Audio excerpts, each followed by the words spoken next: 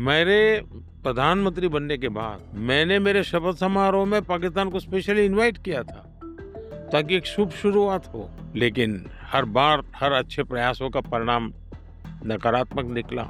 हम आशा करते हैं कि उनको सद्बुद्धि मिलेगी। अब दुनिया में कहीं पर भी टेररिस्ट की घटना घटती है तो कहीं न कहीं सूत्र पाकिस्तान जाकर के अटकते हैं। अब देखिए 9/11 इतनी बड़ी घटना घटी अमेरिका में। उसका मेन जो सूत्रधार था ओसामा बिन लादेन, वो आखिर में कहाँ से मिला?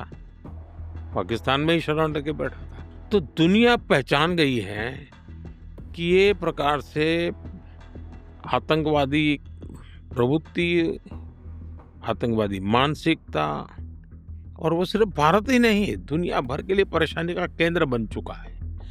Who has the better cricket team, India or Pakistan? कुछ दिन पहले ही इंडिया और पाकिस्तान के बीच एक मैच हुआ, तो जो परिणाम आया उसे पता चलेगा कि कौन बेटर टीम है, स्वाभाविक पता चलेगा।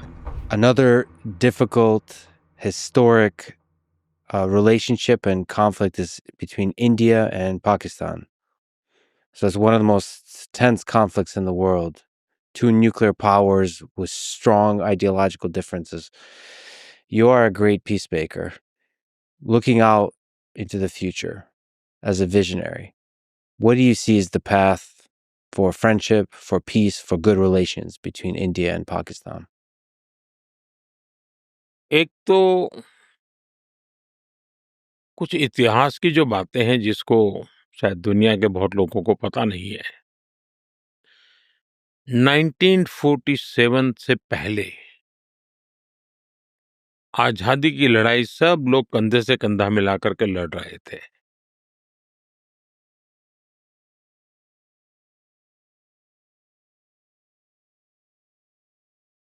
और देश आजादी के लिए, आजादी का जश्न मनाकर इंतजार कर रहा था। उसी समय क्या मजबूरियां रही होंगी, वो कई उसके भी पहलू हैं, उसकी लंबी चर्चा हो सकती है। लेकिन उस समय जो भी नीति निर्धारक लोग थे, उन्होंने भारत के विभाजन को स्वीकार किया। और मुसलमानों को उनका अलग देश चाहिए तो भाई दे दो, ऐसा। और भारत के लोगों ने सीने पे पत्थर रख के बड़ी पीड़ा के साथ इसको भी मान लिया। लेकिन माना तो उसका परिणाम ही उसी समय ये आया कि लाखों लोग, कत्लेआम चला। पाकिस्तान से ट्रेनें भर भर करके लहूलुहान और लोग और लाशें आने लगी। बड़ा डरावना दृश्य था। उन्होंने अपना पाने के बाद उनको लगना चाहिए था कि चलो भाई हमें हमारा मिल गया, भारत को लोगों ने दे दिया है, भारत का धन्यवाद करें, हम सुख से जिए। उसके बजाय उन्होंने लगातार भारत से संघर्ष का रास्ता चुना। अब प्रॉक्सी वॉर चल रहा है। अब ये कोई आइडियोलॉजी नहीं है। आइडियोलॉजी ऐसी थोड़ी होती है, लोगों को मारो काटो, टेररिस्टों को एक्सपोर्ट करने का काम चल रहा है। और सिर्फ हमारे साथ ही नहीं, अब दुनिया में कहीं पर भी टेररिस्ट की घटना घटती है तो कहीं न कहीं सूत्र पाकिस्तान जाकर के अटकते हैं। अब देखिए 9/11 इतनी बड़ी घटना घटी अमेरिका में। उसका मेन जो सूत्रधार था ओसामा बिन लादेन, वो आखिर में कहाँ से मिला? पाकिस्तान में ही शरण लेके बैठा था। तो दुनिया पहचान गई है कि ये प्रकार से आतंकवादी प्रवृत्ति, आतंकवादी मानसिकता, और वो सिर्फ भारत ही नहीं, दुनिया भर के लिए परेशानी का केंद्र बन चुका है। और हम लगातार उनको कहते रहे हैं कि इस रास्ते से किसका भला होगा? आप आतंकवाद के रास्ते को छोड़ दीजिए। ये स्टेट स्पॉन्सर्ड टेररिज्म जो है, वो बंद होना चाहिए। नॉन स्टेट एक्टरों के हाथ में सब छोड़ दिया है, क्या होगा फायदा? और इसकी शांति के प्रयासों के लिए मैं खुद लाहौर चला गया था।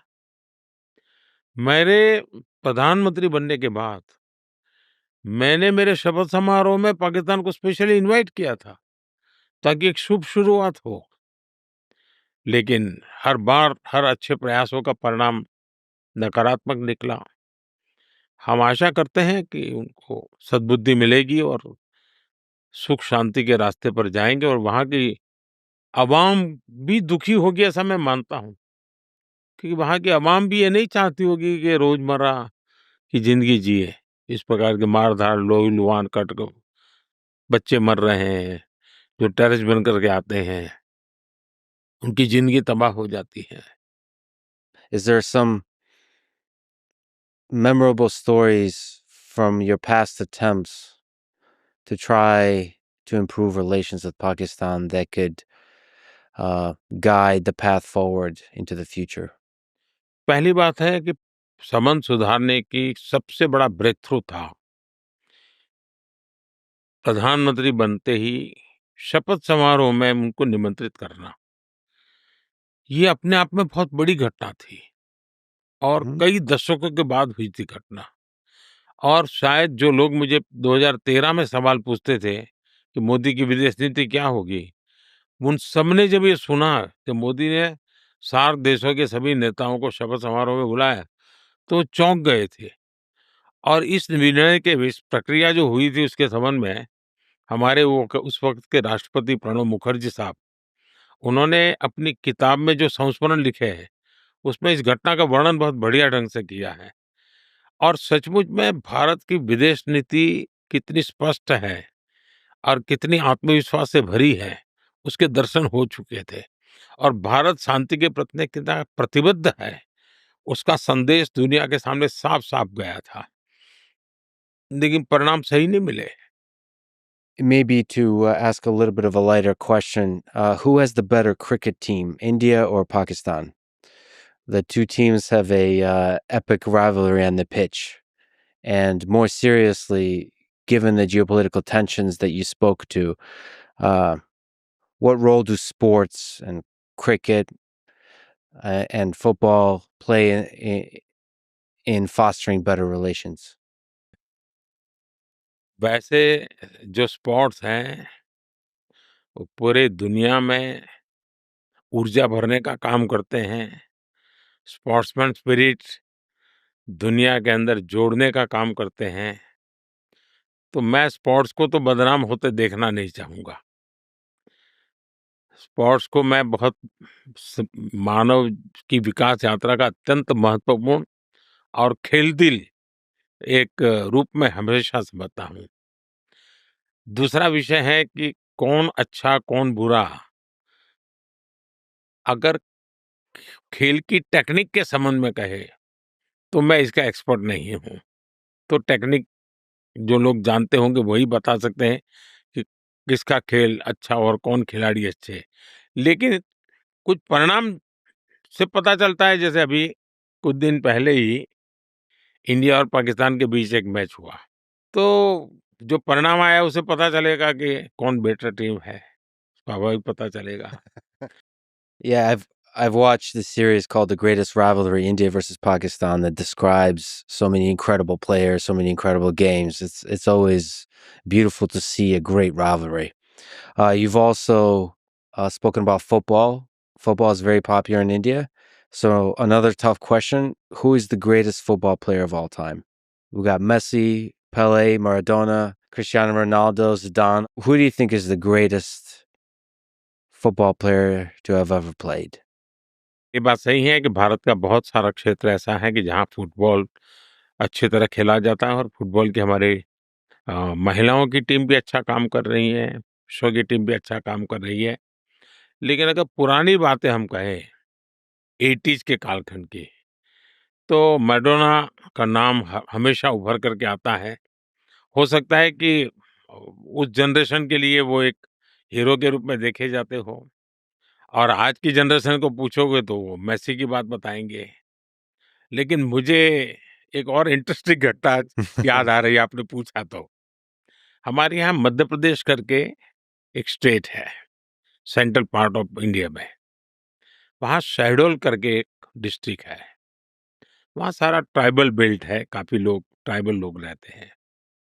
तो मैं वहाँ ट्राइबल विमेन के जो सेल्फ हेल्प ग्रुप चलते हैं, उनसे बातचीत करने का मेरा एक मुझे गम पसंद आता है ऐसे लोगों से बातचीत करना, तो मैं मिलने गया था।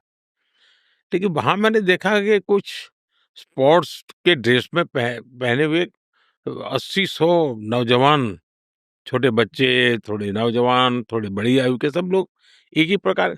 तो मैं स्वाभाविक उनके पास गया, तो मैंने कहा, "भई आप लोग कहाँ से हैं सब?" तो बोले, "हम मिनी ब्राज़ील से हैं।" मैंने कहा, "ये मिनी ब्राज़ील क्या है भई तेरा?" ये बोले, "हमारे गाँव को लोग मिनी ब्राज़ील कहते हैं।" मैंने कहा, "कैसे मिनी ब्राज़ील कहते हैं?" बोले, "हमारे गाँव में से हर परिवार में 4-4 पीढ़ी से लोग फुटबॉल खेलते हैं। नेशनल प्लेयर 80 के करीब हमारे गाँव से निकले हैं। पूरा गाँव फुटबॉल को समर्पित है और वो कहते हैं कि हमारे गाँव का एनुअल मैच जब होता है, तो 20-25 हज़ार दर्शक आस-पास के गाँव से लोगों से आते हैं। तो भारत में फुटबॉल का जो इन दिनों क्रेज़ बढ़ रहा है, मैं उसके शुभ संकेत मानता हूँ, क्योंकि वो टीम स्पिरिट भी पैदा करता है।" Yeah, football is one of the great sports that unites not just India, the whole world. And that just shows the power of what sport can do.